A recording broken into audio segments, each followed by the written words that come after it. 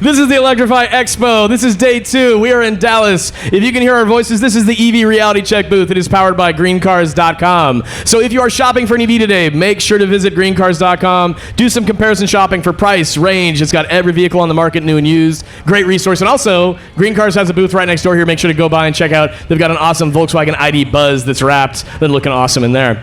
So the EV Reality Check booth is at every expo, and it's meant to be a stage to talk about rumors and myths and dispel all the things that, well, frankly, we know aren't true, but we want to be a resource for those who get to listen to it here at every expo. And my name is Matt Teske. I've been in the automotive industry for about 25 years, and I'm the founder and CEO of Chargeway. And Chargeway is a mobile app you can download to your phone for iOS and Android that simplifies all of the EV charging experience for any car you select. It uses colors to show plugs, numbers to show power right on the map. Once you tap on a pin, it estimates your charge time for your EV, and it even shows you the total cost to charge your EV at that station throughout the day. So it's an awesome resource. Make sure to give that a download. And at every city for Expo, it's a duo. It's always a co-host experience. And this time in Dallas, I'm joined by Jason Cortes. Jason, what's up, man? No, not much. It's been a great conversation, great couple of days. We've had a good talk. We got a good lineup today for other conversations. Looking forward to it. But yeah, Jason Cortes, Vice President of e-Mobility for Field Advantage. Field Advantage is a field service provider. So we're out in the market working on chargers, keeping them up and running through corrective maintenance, preventative maintenance, and some really aggressive service level agreements. Aggressive service level. What makes the adjective of aggressive there necessary? We can be on site in 4 hours. Oh, damn. Okay. Well, actually, we hear about that a lot sometimes, too, is that people are like, okay, there's a charger down, and it took way too long to get it back up and running, but that's a point that you obviously are focusing on and say, no, that's what we resolve. We mitigate that issue. It's about timing. Exactly. There's collaboration with our OEMs, as well as having parts out in the field. We've got a well-distributed network of technicians that are cross-trained on multiple brands of hardware, so it doesn't matter what CPO is deployed in terms of hardware. We're trained on it, so we're able to respond to the needs and take care of business. Sweet. We've talked a lot yesterday. We had a lot of guests we talked to. A lot of the conversation revolved around having confidence that you can buy an EV and go fill it up wherever you want to stop. And again, homeowners have a great benefit, but you always have to charge away from home for some reason, whether that's a road trip or if you don't own a home, you've always got to go find that reliable fill up. So, that's fundamental to, I think, a lot of what we heard yesterday from a various, wide group of people. That were people that were, talking about even battery design, talking about the charging, talking about installation of charging. There's so many people that it landed on. We have to educate, but also make sure it's up and running. Yeah, we almost unpacked an EV yesterday from the tires to the battery system to the network that it charges on to the hardware that charges on that network, but to customer support for people that are at charters that don't know what they're doing. That's right. Yeah. So similar conversations today will take place across the value chain. But I'm interested, Matt, in Chargeway. Okay. Yeah, I want to hear all about Chargeway. We're seeing these Chargeway beacons over here. Tell me what that is and what it represents to the space. Well, yeah, Chargeway, as I mentioned, just starting out, it was something that I founded because I had an experience with my own EV. This dates back now over a decade, and I am a car guy. Like, I've been in the automotive industry for 25 years, and I wanted to get an EV because I liked where the technology was going. You and I talked before we started today about my interest in protecting the environment and clean energy and the impact it has for all of us. And what it boiled down to was I realized quickly after making a mistake on a road trip with my wife in our first EV that I didn't really understand how charging worked. And what really it turned into was an exercise in doing some research into saying, what is it we're asking the public to do when they buy an electric car? Yeah. And what I found was, this is about a new fuel experience. And then my background in marketing, I thought, all right, well, I'm going to compare what I've been doing and what everyone else has been doing with gas for a century. And what does that look like as an experience for a driver compared to using electricity? And quickly I realized that we have a lot to explain to people. And that's something that we have to be very honest to ourselves about as an industry, to say we can't make people engineers. And there's a lot of engineering that makes charging possible. Yeah. So Chargeway was designed to take the engineering and translate it into everyday man's language. An Elmo no moment. Because we have to be able to have a practical conversation with people so they know how to have confidence in the fill-up in a way that they know how it works for their personal life and the car they select. And so what Chargeway does is we take all the engineering and we translate it into things we know they need to know, which is you got to know what plug you have and what plug a station has. We use colors to show that. So your car has a green plug, it can go to green stations, so you can just plug right in. But then power dictates how long it takes you to charge. And so we also show power levels using simple numbers 1 through 7. Higher number means a faster fill up. And so you look at your vehicle, it has a green dot next to it. I have a green plug. It says it's a green 6. That means level 6 is the highest level your car can request. You can still use a higher power station, but your car is limited to 6. But then you look at the map of Chargeway and it shows green 2, green 4, green 5, green 6. And you can adjust your battery in Chargeway. You can then tap on a pin, it'll estimate your charge time, and it'll even tell you how much it's going to cost to charge at that station.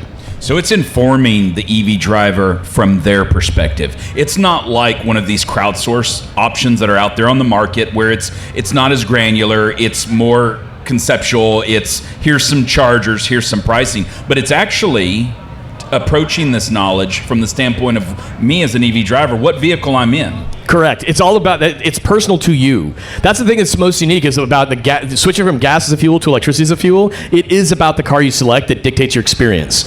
And every automaker that's designing their cars a certain way that have certain specifications, whether that's battery size, battery chemistry, charging capability, all of those factors that matter for how it relates to the charging infrastructure that's out there and what you choose as a driver.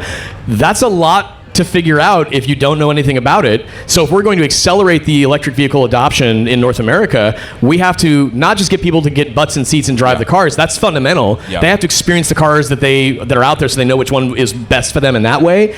But we have to make sure the electric fuel experience is easy for them to understand no matter which car they choose. Right, because it's learning essentially to speak a new language because it's a new technology. It's a whole new experience. So I hate to reduce Chargeway to this, but from an oversimplification standpoint, we all in a gas context maybe know what Gas Buddy is. This is Gas Buddy on steroids because this is from the perspective of the operator. What car I'm driving, now I have granularity on what I'm needing.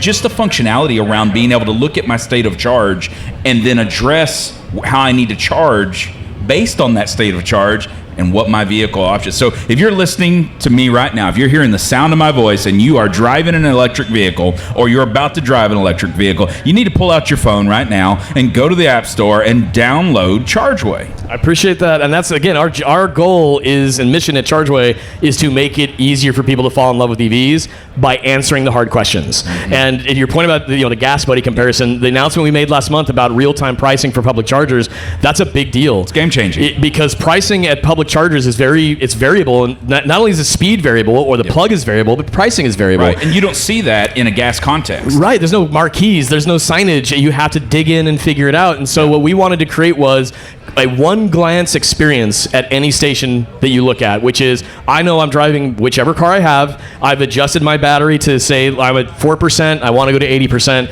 and then the moment you tap on a pin in Chargeway, at a glance, you know the things that we know you need to know, which is what plug, what power, is it available, and what price. That's how a consumer will make a decision around, I know I can go there and connect, awesome. I know how long I'll wait, great to know that. I know how much it's going to cost me, that's amazingly great. And also, there's 5 of 16 available, or however many it is. Those factors, we know as an industry, drivers need to have that simplified, and that's what Chargeway does. You mentioned price. Let's double click on price because we understand, like in a gas context, you drive by, you see the gas price, you see the price on the sign, you understand that's the price. They obviously procured the fuel, it's in the tank, it's in the ground. There's going to be some fluctuation marginally in terms of cents. But in a price context as it relates to EV charging, a network might have in one single day 4, 5 prices. So then you get that real-time information by looking, it's right, maybe right now, if I have the time, it's convenient and it's a good price, I should go charge right now. It's exactly it. And the way that the utilities are working this with the networks around the country is that we in the industry we call it peak pricing or time of use rates. There's a lot of phrases that we use. At the end of the day, for a driver, it's when is my discounted pricing? When is my discounted fill up? And really oftentimes, as you describe, is like midday, that's when there's a lot of demand on the grid. That's when you might see that price is higher, but the price may be different by 50%. So you might tap on a pin at 2 p.m. and it might say, this fill-up is going to cost you $42, but if you come back after 8 p.m., it's going to cost you $22. That's a big difference to a driver, and to your point, visibility into that makes a big difference because they're used to just seeing a marquee that says X amount of dollars for a gallon of gas, and that might change day to day, maybe weekly, but with charging, it is literally variable throughout the day, and we need to make that easy for drivers to understand. So there's some obvious value to what Chargeway is doing to the industry and what it's providing to the EV driver. But even if we take a step back and look at it from a network perspective, the value that you're bringing to the networks and that they now can have their pricing and their structure, their ports available through another resource.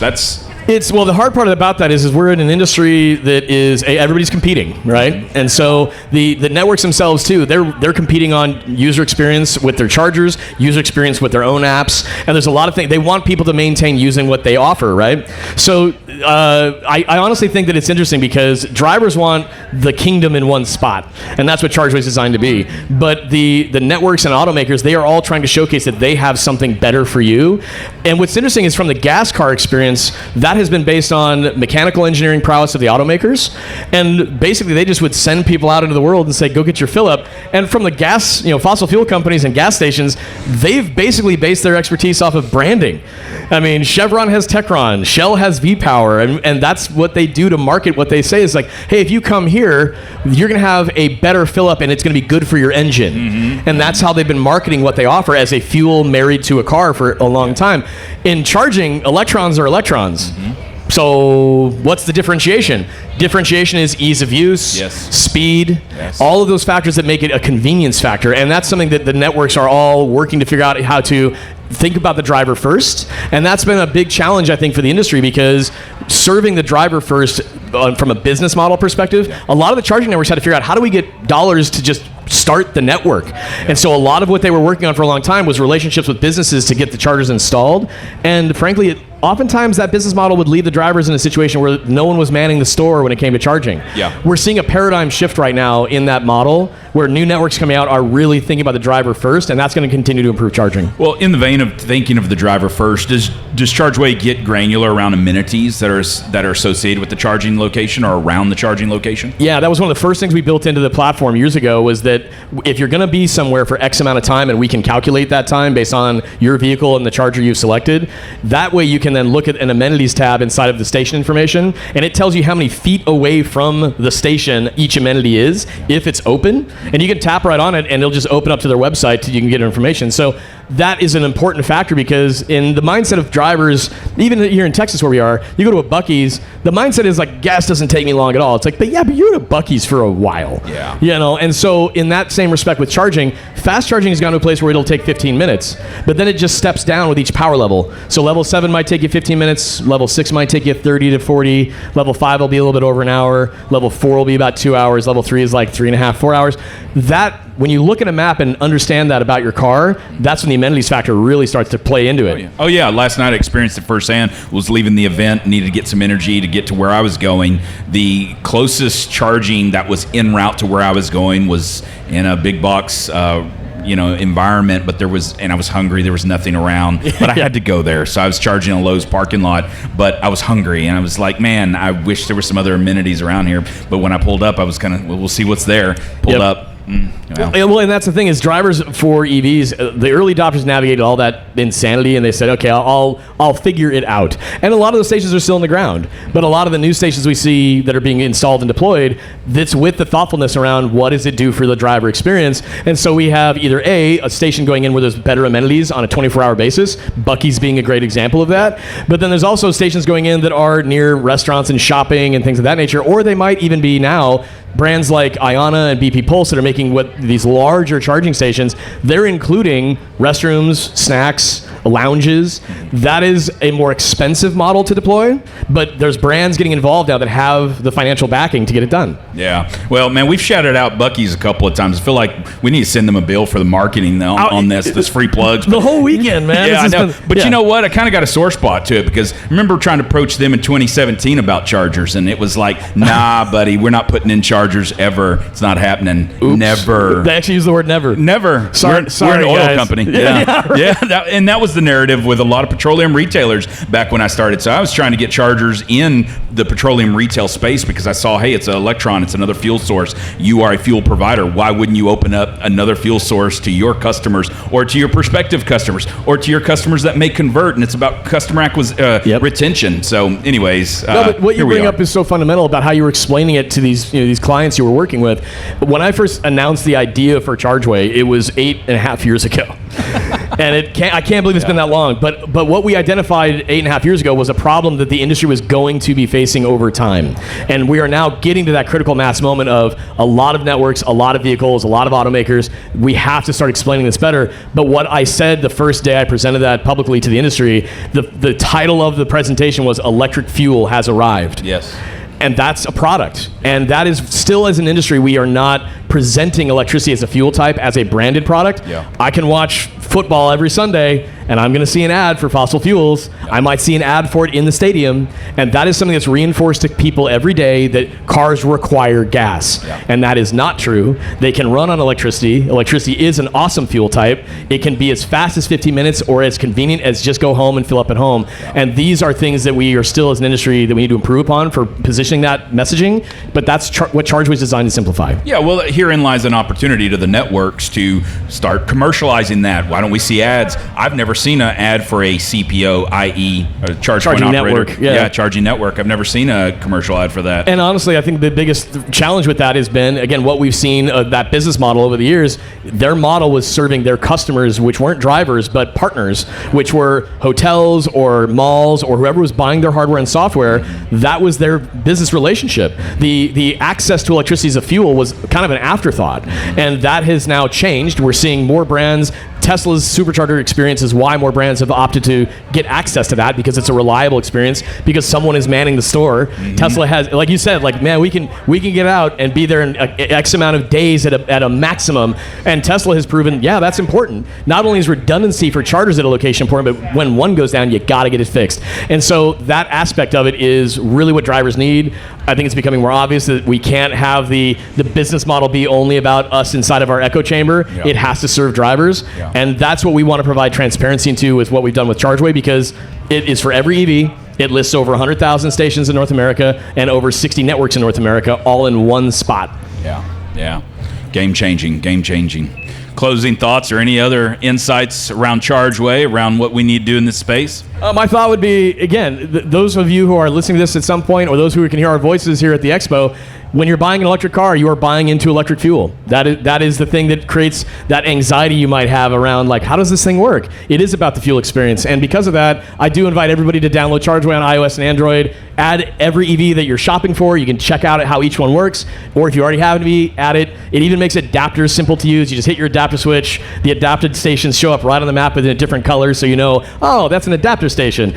All those factors that you're going to have to figure out, we have turned into, again, the Sesame Street experience for charging and how we explain it. So that would be my thought, is electric fuel has arrived. We invite everybody to download Chargeway to see how easy it is to use. Well, Matt, you're inviting people. I'm asking people, I would ask people, why haven't you downloaded Chargeway?